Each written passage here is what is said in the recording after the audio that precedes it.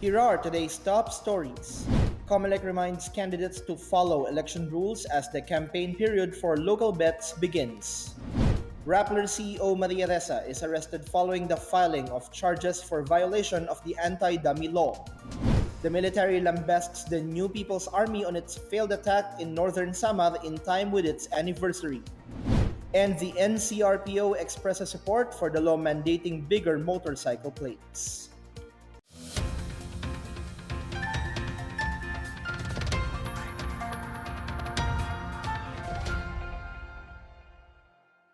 Good day, I'm William Theo. Welcome to the PNA Newsroom. The campaign period for local bets start today in a festive atmosphere as candidates went on rallies early in the morning. COMELEC reminds candidates to follow election rules and keep their campaigns clean. Here is our report. The campaign period for local bets started early this morning as posters and tarpaulins popped out to greet people as they wake up. Houses in several public areas were strewn with campaign paraphernalia. Meanwhile, candidates went on with their gimmicks to have a head start in making voters remember their names. The campaign period for local candidates for the midterm polls starts today and ends on May 11. COMELEC spokesperson James Jimenez reminds candidates to keep their campaign clean and peaceful.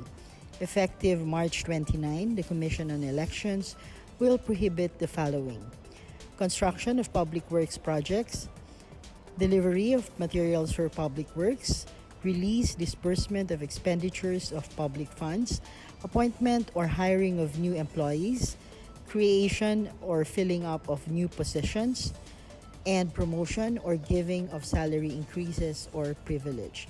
Jimenez reminded the candidates to keep an eye on their supporters and stop them from being rowdy and committing violations. He also urged candidates to refrain from noisy campaigning, especially during the wee hours of the morning. Aspirants who have not taken down their campaign materials posted outside the designated common poster areas will be charged starting today. For the PNA Newsroom, I'm Gigi Arcilia Agtay. The government has formally written to the European Union or EU to immediately seize its funding of groups acting as legal fronts of the CPP-NPA or Communist Party of the Philippines New People's Army. National Security Advisor Hermogenes Esperon says EU funds are being used to sustain terrorist activities of the CPP-NPA. In the letter addressed to EU Counter-Terrorism Coordinator Gilles Derkashov, Esperon expressed that the funds are being used to propagate terrorism and finance front organizations to recruit, traffic, and exploit children. He adds EU funds are also being used to recruit and exploit vulnerable sectors such as indigenous peoples. Among the identified CPP-NPA legal fronts are Alternative Learning Center for Agricultural and Livelihood Development, Ibon Foundation, Karapatan, Mindanao Interfaith Services Foundation Incorporated, Rural Missionaries of the Philippines, Salugpungan, Tatanu, Ikagnugon, Community Learning Center Incorporated, Alliance of Health Workers, Kilusang Mayo Uno, Gabriela, and ACT. Foreign Affairs Secretary Teodoro Locsin Jr. concurred to the calls to stop the funds flowing to local groups fronting for the CPP-NPA. The European Union and the Belgian Embassy in Manila have received initial information against several groups allegedly fronting for the CPP-NPA. EU Program Manager on Governance Louise Day and Belgian Ambassador Michel Goffin committed to review the documents submitted by the National Task Force to End Local Communist Armed Conflict. Goffin says EU and Belgium consider it illegal to fund terrorism, whether directly or indirectly. In its most recent grant, the EU already released a total of 621,000 euros, or the first tranche for one Filipino NGO linked to the CPP-NPA. Armed Forces Deputy Chief of Staff Brigadier General Antonio Parlade says the task force is expected to complete and submit all pieces of evidence in at least a month. The New People's Army has no reason to celebrate their 50th anniversary today with their defeat in Victoria, Northern Samar early Thursday. Victoria Police repelled 50 NPA terrorists during the dawn assault, leaving 3 rebels dead and 1 captured. In a statement, Brigadier General Ramil Biton of the Army 83rd Infantry Brigade says the failed attack of the PNP station in Victoria would also mean failed NPA anniversary celebration in Northern Samar. The Army will continue providing support to the Northern Samar Provincial Police Office on the possible apprehension of perpetrators. The successful defense of the police station was the result of a comprehensive contingency planning jointly conducted by the Army and police in Northern Samar to preempt such attacks by the NPA. PNP Regional Director, Police Brigadier General Leonardo Carlos, directed mobile forces to intensify their pursuit operation against NPA rebels. In a social media post, the NPA admitted that they are behind the attack and asked its fighters to intensify tactical offensive against government forces in time for the 50th anniversary. The PNP is set to honor the cops who repelled an NPA attack in Victoria, Leyte. And PDEA calls on TV networks to conduct drug tests on celebrities. More on these and other news around the metro from Benj Mondok. PNP Chief Oscar Albayalde commends the personnel of Victoria Municipal Police Station in Northern Samar who were able to repulse and defend their post against 50 fully armed terrorists on Thursday. Albayalde will lead the awarding of commendations on Monday. All 15 personnel led by Victoria Chief of Police Lieutenant Eladio Alo will be promoted. The failed attack by the NPA led to the death of 3 rebels and the arrest of another. Meanwhile, Senator Panfilo Lacson questioned the timing and motive of former police officer Eduardo Asierto in revealing the alleged links of former presidential economic advisor Michael Yang in illegal drugs. Lacson says Asierto's account happened in 2004, but he chose to take action only now. He says the issue was easily picked up by the opposition and used in their anti-administration propaganda. He called on Asierto to come out in public and reveal what he knows. In other news, the Philippine Drug Enforcement Agency urged television networks to conduct surprise or mandatory drug testing on their actors and actresses to weed out drug users. This as the agency continues to validate information on alleged drug links of 31 showbiz personalities included in their watch list. PDEA Director General Aaron Aquino says they are monitoring 11 female and 10 male television and movie personalities for their alleged involvement in illegal drugs. Many of those on the list are reported to be drug users while some are pushers. For the PNA Newsroom, I'm Benj Mondok. Still to come, President Duterte strengthens ties with China as it welcomes Chinese minister in Davao City. Rappler CEO Maria Ressa is arrested following the filing of charges for violation of the anti-dummy law against the online news site. More on these when the PNA Newsroom continues.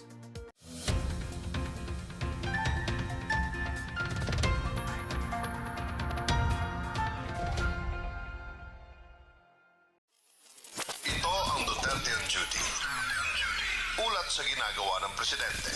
March 8, Biyernes, Negros Occidental. Ipinamahagi ni Pangulong Rodrigo Roa Duterte mga Certificate of Land Ownership Award sa mahigit 2,000 magsasaka ng Barangay Kauswagan sa Sagay City. For the remaining 3 years na ako, napamang ko 3 years, putong yun na ako atag sa mga tao. Ang una na akong targeton, ang gobyerno, yuta sa gobyerno. Huwag man yung kapuslanan. Kaya mga bukid na nagbawa. Except for the military reservation. Adako kayo ng ilang area. Wala man dahas bukid. So nga na ko kasi ihatag na.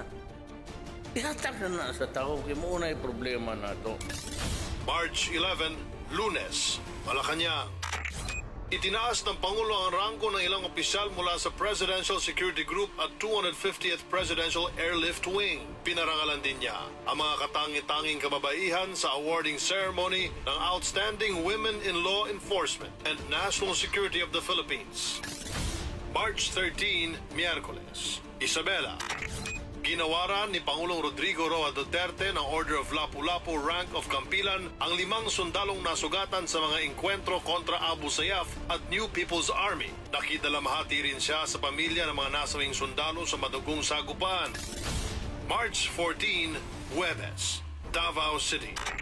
Nakipagpulong ang Pangulo sa National at Regional Peace and Order Council kasama ang AFP at PNP. Dito ibinulgar ng Pangulo ang pangalan ng mga politikong sangkot di umano sa iligal na droga.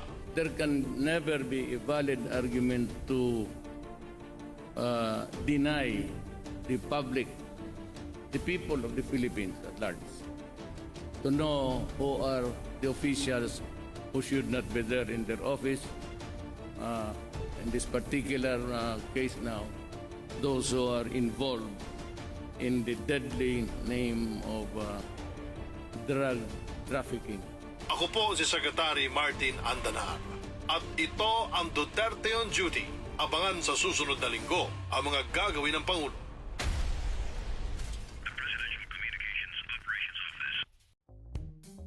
Overseas voters may cast their vote from April 13 to May 13 at 6 p.m. Philippine Standard Time.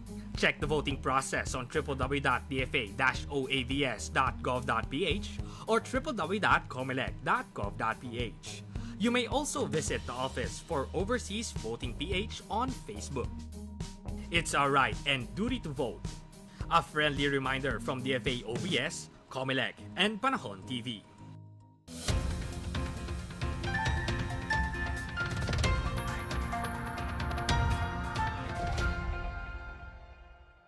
President Rodrigo Duterte welcomed Song Tao, Minister of the International Department of the Communist Party of China's Central Committee.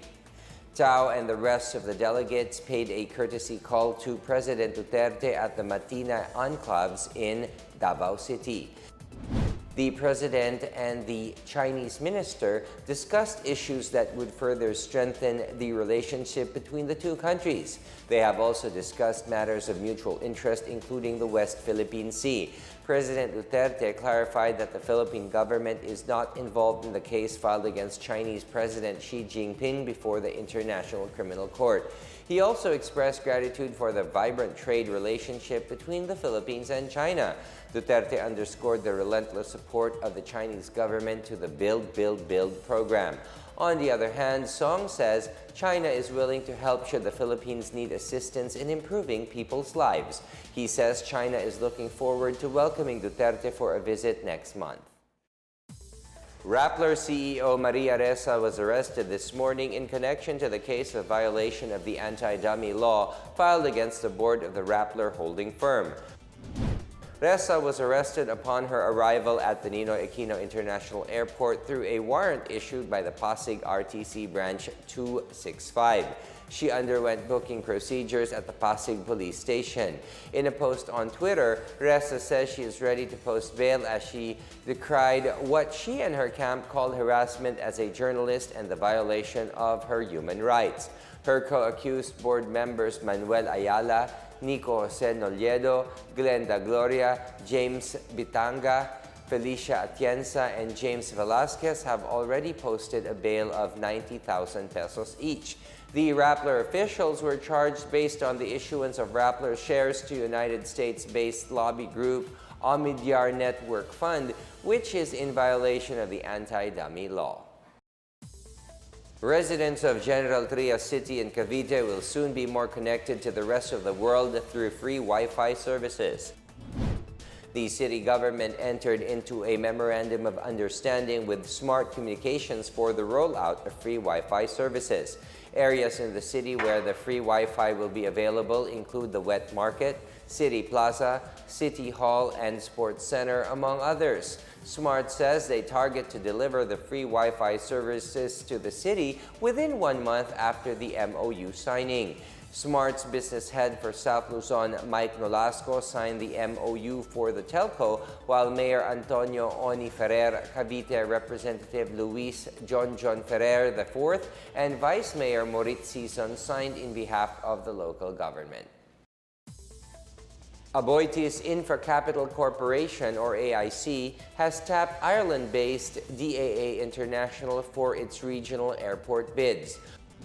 Ireland's DAA International will work with the AIC in the future upgrade, expansion, operations, and maintenance of the Bohol-Panglao International Airport and the Laguindingan Airport in Misamis Oriental. Aboitiz Infra Chief Operating Officer Cosette Canilao says the partnership will ensure the transformation of these airports into world-class regional gateways. Aboitiz Infra is also part of the NAIA consortium, which proposed to rehabilitate and expand the facilities at the Ninoy Aquino International Airport, or NAIA. DOT Cordillera taps tour operators to boost tourism in the region. Meanwhile, a bomb scare rocks Visayas State University in Leyte. More on this and other news from the provinces from Benj Bondok. In Cordillera, the Department of Tourism is tapping tour operators to help the region enhance the experience of tourists. Jovita Ganongan, officer in charge of DOT Cordillera, said the agency would bring the different tour operators around the region to educate and immerse them about the culture of the indigenous peoples. The project would be piloted in Baguio, being the gateway to the different provinces of the region. In Leyte, classes were suspended at the Visayas State University after a bomb scare rocked the school Wednesday afternoon. School officials received text messages claiming a bomb has been planted at the university's compound by a new recruit of the New People's Army. Bombed experts scoured the more than 60-hectare campus until the school is declared completely cleared. VSU President Edgardo Tulin asked everyone to refrain from sharing unverified information from social media so as not to create unnecessary panic.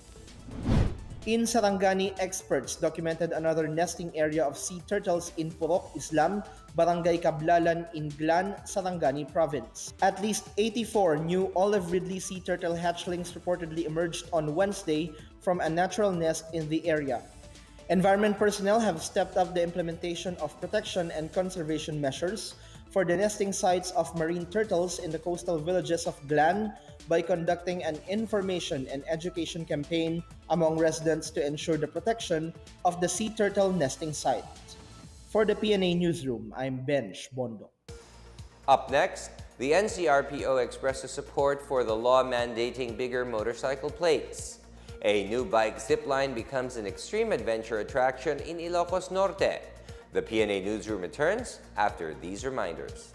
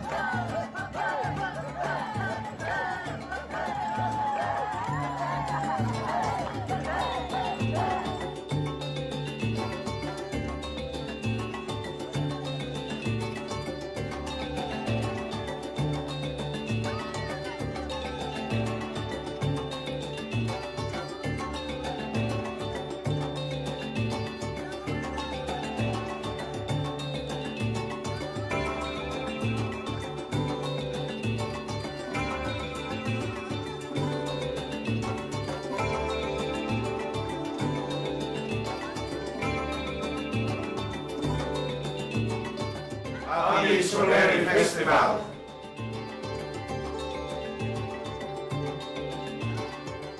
Ito ang pinakamasarap na strawberry cake na big ngayon because he used the natural ingredients na yung puree of 230 kilos at saka 350 na strawberry preserve. So 600 kilos lahat ang ginamit.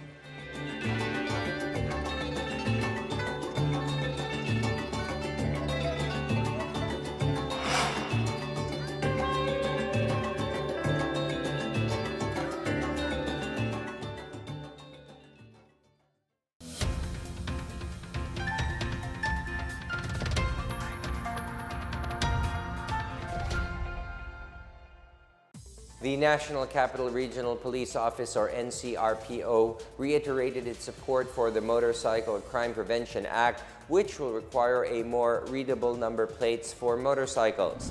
NCRPO Chief Guillermo Eleazar says the new law will help decrease crimes committed by motorcycle riding criminals. He says the new law is not meant to discriminate motorcycle riders, but simply allows for an easier system to catch criminals.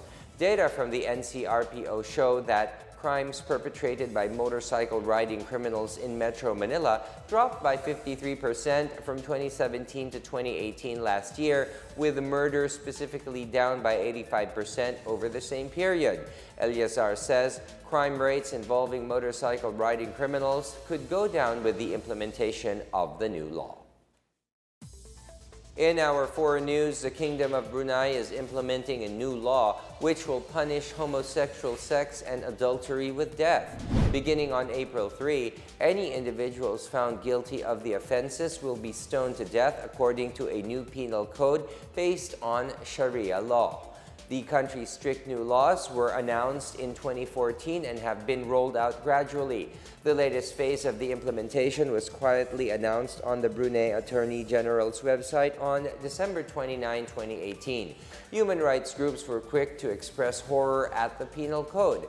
Amnesty International says the new law restricts the rights to freedom of expression, religion, and belief, and codifies discrimination against women and girls. The country became the first in its region to adopt Sharia law as announced by Sultan Hassan al-Bolkiah in 2014, but the law's implementation in the kingdom has been gradual. Filipino riders get another chance to boost their chances of qualifying for the Tokyo Olympics at the PruRide PH 2019 road race. The three-day event in Subic is the first professional race to be staged by British life insurer PruLife UK and a UCI 2.2 accredited stage race. Teams from Hong Kong, Canada, Australia, Indonesia, Sweden, South Africa, Brunei, Korea, Vietnam, and Uzbekistan are among those which are joining the meet. Go for Gold team manager Jeremy Go is hopeful the country's athletes would gain valuable points to get what the elusive Olympic spot that the Philippines is aiming for. 7-Eleven road bike team manager Rick Rodriguez said the event would also help Filipino riders to warm up for the 2019 Southeast Asian Games.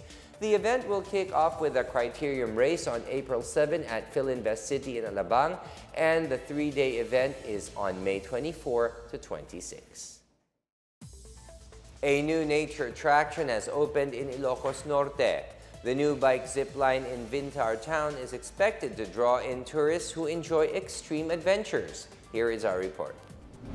In time for summer, the local government unit of Vintar in Ilocos Norte launched another extreme adventure in the north that will surely entice both local and foreign tourists. Measuring around 230 meters, the very first bike zipline in the Ilocos region is being managed by the Vintar government led by Mayor Larissa Foronda. It is located in Sitio Bocana, Parpururok Village, or about 8 kilometers from downtown Lawag. Foronda hopes this latest tourism attraction in her hometown will awaken the town's tourism potentials and bring in more livelihood opportunities to the locals. During the launching, Provincial Tourism Head Ayanre Raquel lauded the efforts of Vintar officials and those behind the realization of the project, offering something new for the first time and returning visitors in the province. Foronda expressed optimism in the Omoknisiwawer Ecotourism Nature Park to help contribute to the overall tourism development of Ilocos Norte. The Omoknisiwawer Ecotourism Nature Park will be open from Mondays to Sundays from 8 a.m. to 5 p.m.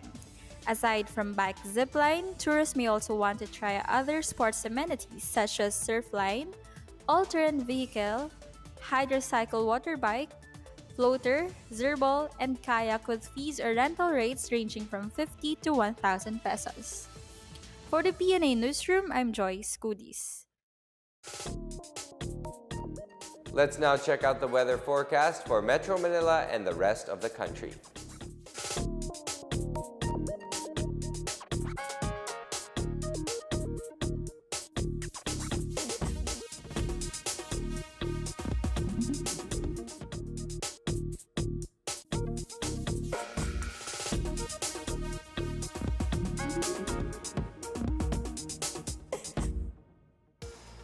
Let's take another look at today's biggest stories. COMELEC reminds candidates to follow election rules as the campaign period for local bets begins. Rappler CEO Maria Ressa is arrested following the filing of charges for violation of the anti-dummy law. The military lambasts the New People's Army on its failed attack in northern Samar in time with its anniversary. And the NCRPO expresses support for the law mandating bigger motorcycle plates. Thank you for watching another edition of the PNA Newsroom. To check out these and other stories, visit the PNA website or follow the Philippine News Agency on Facebook and Twitter.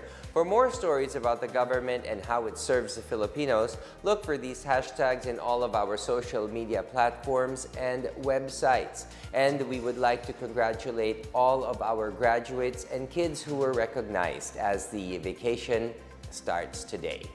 That's your daily dose of the latest news and information that you need to know. From the PNA Newsroom, I am William Theo. Good day.